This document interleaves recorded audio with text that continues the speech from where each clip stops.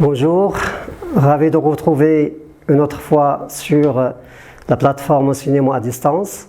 Après avoir vu la physiologie de l'appareil génital mâle, je dois entamer avec vous l'appareil génital femelle du point de vue organisation et physiologie. On commence par grand A, la physiologie de l'appareil génital de l'homme et de la femme, précisément petit 3, l'organisation et physiologie de l'appareil génital féminin. Vous voyez l'appareil en vue de profil, une autre vue de face de même appareil. Maintenant, on va faire l'annotation des éléments constitutifs de cet appareil génital femelle. Premièrement, le premier élément, c'est la fente vulvaire. Le deuxième élément constitue la grande lèvre. Le troisième élément représente la petite lèvre. Quatrième, le numéro 4, représente la vulve. Numéro 5 représente l'orifice du vagin. Le numéro 6, c'est du vagin. Le numéro 7, c'est le col de l'utérus. Le numéro 9, c'est les muscles utérins. Et le numéro 10, c'est la muqueuse utérine. Et le numéro 8, c'est la cavité de l'utérus. Voilà. Le numéro 9, c'est, comme j'avais dit, la paroi musculaire. Le numéro 10, encore, c'est la muqueuse utérine, à ce niveau-là. Le numéro 11, c'est l'oviducte, ou bien la trompe de Fallope. Numéro 12, comme j'avais dit, c'est le canal ovarien ou bien l'oviducte. Le numéro 13, c'est de l'ovaire. On a deux gonades appelées ovaires. Le numéro 13, c'est de l'ovaire. Le numéro 14, c'est l'ovule expulsé. Numéro 15, c'est le ligament qui lie l'ovaire au muscle utérin. Et le numéro 16, c'est le pavillon. Et le 17, c'est le clitoris. Maintenant, je dois réorganiser ces éléments en gonades. Les gonades, elles représentent les deux ovaires. Les voies génitales, on commence par le vagin, la vulve, le vagin, le col de l'utérus, l'oviducte et le pavillon. Il nous reste à déterminer les éléments qui représentent les glandes, ou bien les glandes annexes. Ce sont les glandes appelées les glandes de Bartholin. Ils se trouvent au niveau du vagin, ainsi que l'organe copulateur représenté par le vagin. Voilà, ce tableau va résumer ce que je viens de dire. Les gonades sont représentées par deux ovaires. Les voies génitales, premièrement la vulve, deuxièmement le vagin, troisièmement le col de l'utérus, quatrièmement l'utérus, cinquièmement l'oviducte et enfin le pavillon. Pour ce qui concerne les glandes annexes, on parle de deux glandes de Bartholin qui se trouvent au niveau du vagin et enfin l'organe de copulation appelé, représente le vagin. Maintenant on passe à étudier l'élément le plus important de l'appareil génital femelle. Il représente dans l'ovaire. On commence par des structures longitudinales et les structures transversales. On commence par une coupe longitudinale au niveau de l'ovaire. Voilà ici. On a deux figures.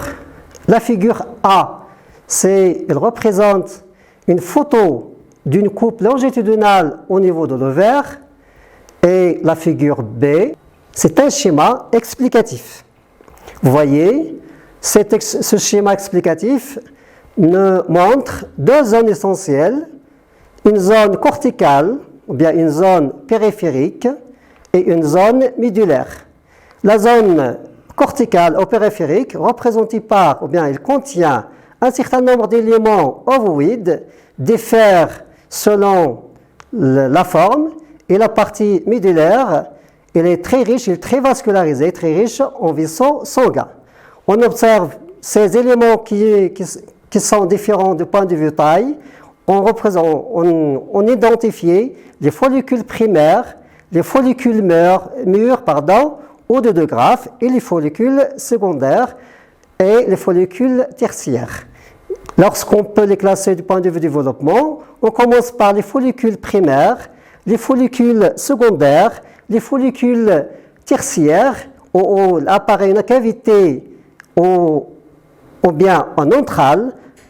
Vers la fin, on obtient une follicule avec une cavité qui gouverne, bien qui englobe l'ovule, appelé ce follicule, le follicule mûr ou bien le follicule de De Graaf. En résumé, l'ovaire est constitué de deux zones essentielles, la zone médullaire ou bien la zone centrale, comme on a déjà expliqué. Il est constitué, il est sous forme d'un tissu conjonctif riche en vaisseaux sanguins. Par contre, la zone corticale ou bien périphérique, elle est riche en structures globulaires appelées follicules, comme on a déjà vu. Ces derniers montrent différents stades qui montrent qu'il y a un état de développement. Après l'anatomie de l'appareil génital femelle, on passe maintenant à déterminer le rôle de l'ovaire, qui est l'organe le plus important de cet appareil génital chez la femme. Pour le faire, on réalise une série d'expériences qu'on va interpréter par la suite et déduire le rôle de cet organe. Premièrement, la première expérience, l'ablation des ovaires chez une souris, ou bien l'ovarectomie. On va voir les résultats de cette expérience avant la puberté et après la puberté. Avant la puberté, on obtient le résultat de cette expérience induit à la stérilité de la souris, l'arrêt de développement des organes sexuels et absence des caractères sexuels secondaires. Après la puberté, toujours la stérilité et la régression des caractères sexuels secondaires. La deuxième expérience, c'est l'ablation de l'ovaire toujours chez la souris, puis greffe de l'ovaire sous la peau ou injection des extraits ovariens. On observe avant la puberté une stérilité toujours, mais il y a une reprise de développement des organes sexuels et apparition des caractères sexuels secondaires. Après la puberté, la stérilité toujours, qui réside au niveau de l'absence de la production des ovules et le rétablissement des caractères sexuels secondaires. Voilà, on passe à l'interprétation. La première expérience, qui est l'ablation de l'ovaire, on peut dire que l'ovaire est responsable, puisqu'il a la stérilité, c'est-à-dire l'ovaire est responsable de la production des ovules, puisqu'il y a une disparition des caractères sexuels secondaires, on peut dire que cet organe est responsable de l'apparition et le maintien des caractères sexuels secondaires. Pour l'injection ou bien greffe de l'ovaire à cette souris ovarectomie, les résultats, la stérilité et la régression, ou bien le rétablissement des caractères sexuels secondaires, on peut dire que les ovaires agissent par l'intermédiaire des hormones. Voilà, pour la déduction, on peut déduire que les deux ovaires jouent deux rôles importants. Le premier rôle, c'est la production des ovules, c'est-à-dire les gamètes femelles. Le deuxième rôle, c'est la sécrétion des hormones responsables de développement des caractères sexuels primaires et l'apparition et le maintien des caractères sexuels secondaires. Les hormones sexuelles sécrétées par l'ovaire sont de deux types, sont les oestrogènes. Il y a plusieurs hormones qu'on classe parmi les oestrogènes, mais la plus utilisée, c'est l'œstradiol et la progestérone. Maintenant, on va voir la relation fonctionnelle entre l'ovaire et l'utérus. Ça veut dire qu'on parle d'un cycle utérin, cycle ovarien et les hormones ovariennes.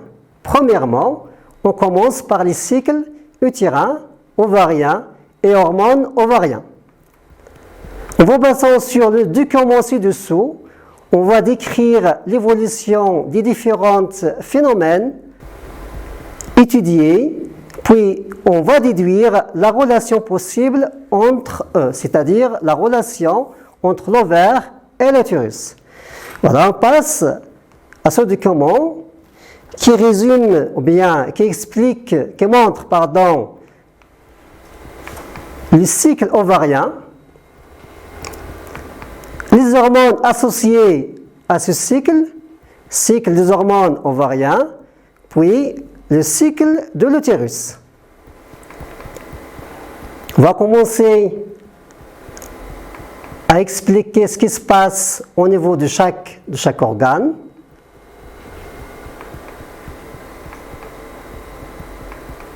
On va faire une analyse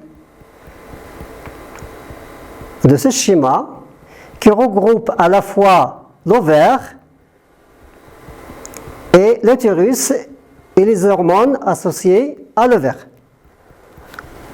On voit que le cycle ovarien, on peut le subdiviser en trois parties, ou bien en trois phases. La phase folliculaire et la phase lutéale est séparée par un phénomène qui s'appelle l'ovulation ou bien la phase ovulatoire. Ici, le deuxième schéma montre l'évolution des hormones sécrétées par l'ovaire, à savoir les oestrogènes et la progestérone. Le troisième schéma montre l'évolution ou bien les modifications qui se déroulent au niveau de la muqueuse utérine. On va voir le détail dans le schéma suivant. On a oublié de déterminer ou bien de montrer que chaque cycle, il débute par un phénomène le plus évident dans le cycle utérin, c'est l'apparition des règles au début et à la fin du cycle, elle se caractérise par le même phénomène. Voilà, ce schéma montre le cycle ovarien qui présente toute une modification au niveau de l'ovaire. Le deuxième schéma montre le cycle des hormones ovariennes, à savoir les oestrogènes et la progestérone. Le deuxième schéma montre le cycle utérin et ses modifications. On va voir par la suite un détail de chaque cycle. Ce schéma montre l'évolution, ou bien les transformations qui se produisent au niveau de l'ovaire. On observe qu'il y a une activité cyclique qui dure 28 jours. Le 14e jour, on commence par la phase appelée la phase folliculaire, la phase d'ovulation, ou bien la phase ovulatoire, et la phase lutéale. Pour la phase folliculaire, comme on a déjà vu, au niveau de l'ovaire, plusieurs éléments ovoïdes de différentes tailles, ce qui montre qu'il y a un développement de ces éléments à partir des follicules primaires, secondaires, tertiaires. Ici, on a représenté uniquement le follicule tertiaire qui représente l'ovule à l'intérieur de ces follicules et le follicule mûr qui représente une cavité, toujours l'ovule à l'intérieur de ce follicule. Au 14e jour, ce follicule mûr s'explose et il y a une expulsion de l'ovule. On parle de phénomène d'ovulation.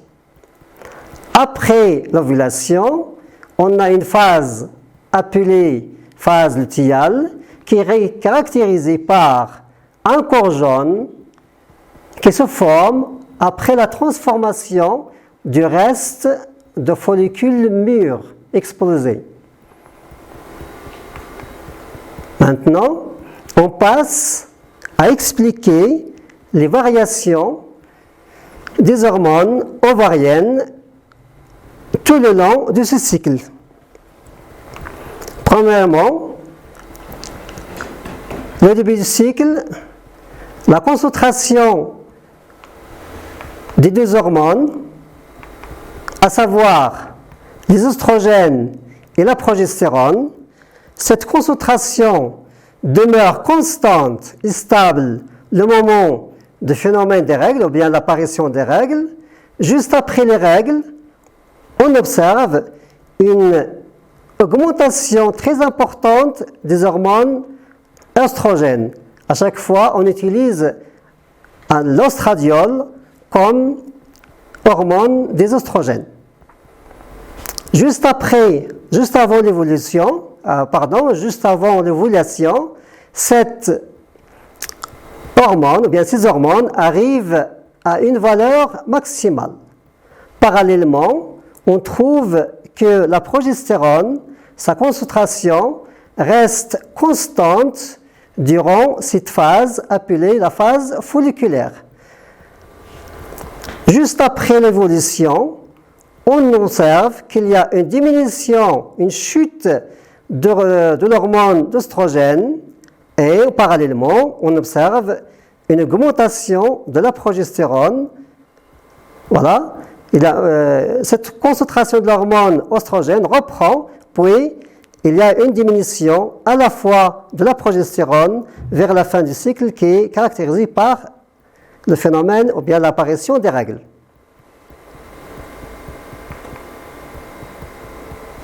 C'est ce qu'on a expliqué comme variation des hormones ovariennes. Toujours, il débute par une constance le moment des règles, une constance de concentration, élévation des oestrogènes et la stabilité de la progestérone. Voilà. Après l'ovulation, on a une augmentation de la progestérone et une diminution, une chute de l'hormone d'œstrogène, puis on reprend, cette concentration augmente un petit peu, puis il y a une descente de ces hormones, à la fois progestérone et des oestrogènes.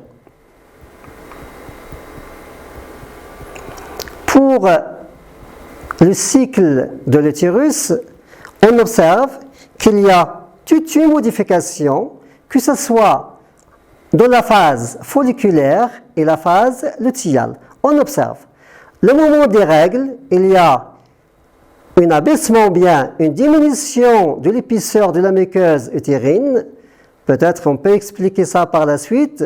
C'est qu'il y a une déchirure des vaisseaux sanguins qui se trouvent au niveau de la muqueuse utérine. Puis, cet épaississement reprend juste après les règles. Voilà. Après l'ovulation, on observe qu'il y a une spiralisation des vaisseaux sanguins et la forme de la muqueuse utérine se transforme ou bien se modifie et prend des formes qu'on appelle des dentelles utérines. Voilà, on peut annoter ces différentes modifications. On a des règles au début du cycle, puis des glandes en tube, puis les vaisseaux sanguins qui ont une forme spiralisée, et la muqueuse est glycogène, et les dentelles, comme on avait déjà dit, il y a des dentelles utérines, et le cycle se termine encore par les règles qui représentent le début du cycle suivant. Pour le bilan, l'appareil génital chez la femme est caractérisé par une activité cyclique, c'est-à-dire il se répète chaque mois, qui dure 28 jours presque chez la plupart des femmes. La manifestation la plus évidente de ce cycle, c'est l'apparition des règles. On parle encore de menstruation, qui marque le début de chaque cycle. On a vu que chaque cycle est constitué de 3 phases essentielles, la phase folliculaire et la phase ovulatoire, ou bien la période d'ovulation où il y a production de l'ovule, et la phase lutéale. Chaque cycle dure en moyenne 28 jours et se manifeste par une série de transformations qui permettent de distinguer un cycle à la fois ovarien et un autre cycle utérin.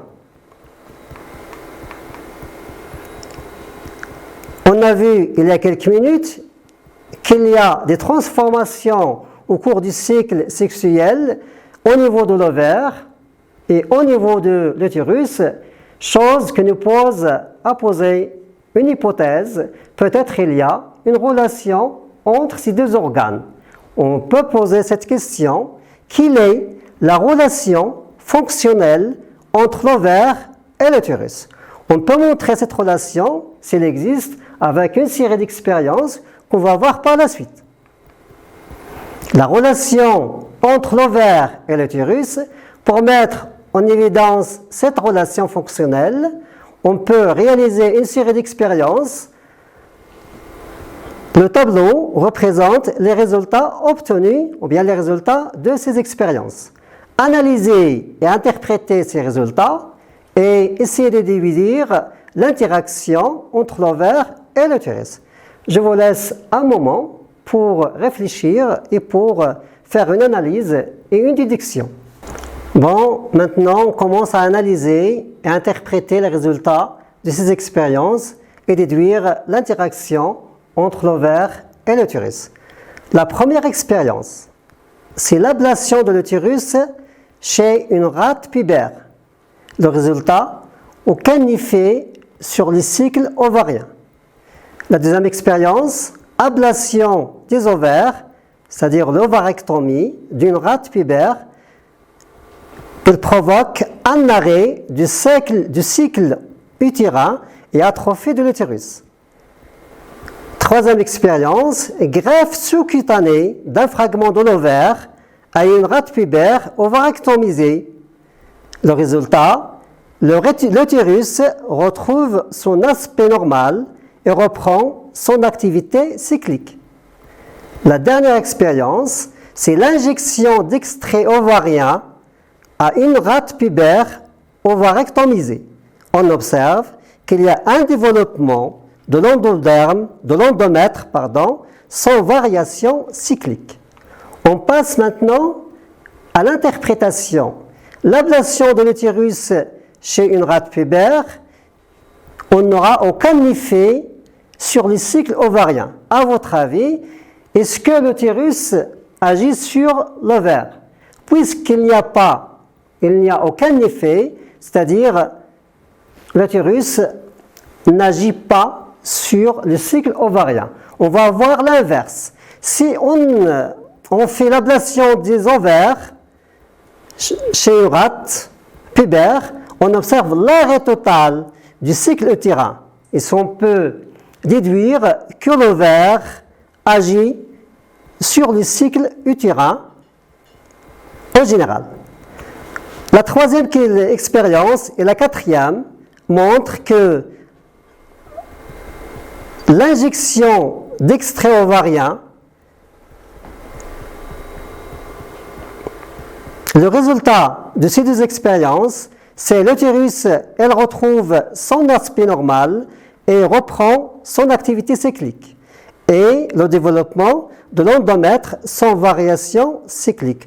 On peut déduire que de ces deux dernières expériences, que l'ovaire sécrète des hormones ou bien des extraits sous forme d'hormones et il agit sur l'utérus, que ce soit son développement après l'ovulation et avant l'ovulation. Maintenant, on va récapituler l'interprétation, on va faire un résumé de l'interprétation des résultats des expériences. Première expérience nous montre que l'utérus n'intervient pas dans la régulation du cycle ovarien. Pour la deuxième expérience, son résultat nous montre que l'ovaire est responsable du développement de la muqueuse utérine. La troisième expérience montre que l'ovaire agit sur l'utérus par voie hormonale. C'est-à-dire lorsqu'on a injecté l'extrait de l'ovaire, on a toute une transformation au niveau de l'utérus. L'expérience 4 montre que la prolifération de l'endomètre varie avec la variation des sécrétions de l'ovaire, c'est-à-dire les hormones, à savoir les oestrogènes et la progestérone. Pour la déduction, on peut déduire de ces résultats que l'ovaire agit sur le développement de la muqueuse utérine tout le long du cycle sexuel. Par quoi? Par ces sécrétions hormonales, à savoir les oestrogènes, en particulier l'estradiol et la progestérone. Pour le bilan, ce bilan montre l'importance de l'ovaire dans le fonctionnement de l'appareil génital femelle. L'ovaire, comme on a déjà dit précédemment, c'est l'organe le plus important de l'appareil génital femelle. On va voir où réside cette importance. L'ovaire sécrète des hormones qui contrôlent l'activité cyclique de l'utérus. Comment? Les oestrogènes oestradiol, elles permettent le développement de la muqueuse utérine et activent la multiplication des glandes en tube et la croissance des capillaires sanguins. On va voir le rôle de la progestérone. Elle, à son tour, elle permet la continuation de l'épaississement de la muqueuse, la formation des dentelles utérines au niveau de la muqueuse, active les glandes en tube et accentue la spiralisation des capillaires sanguins. Ainsi prend fin la séquence d'aujourd'hui. Chers élèves, je vous souhaite bonne chance et bon courage.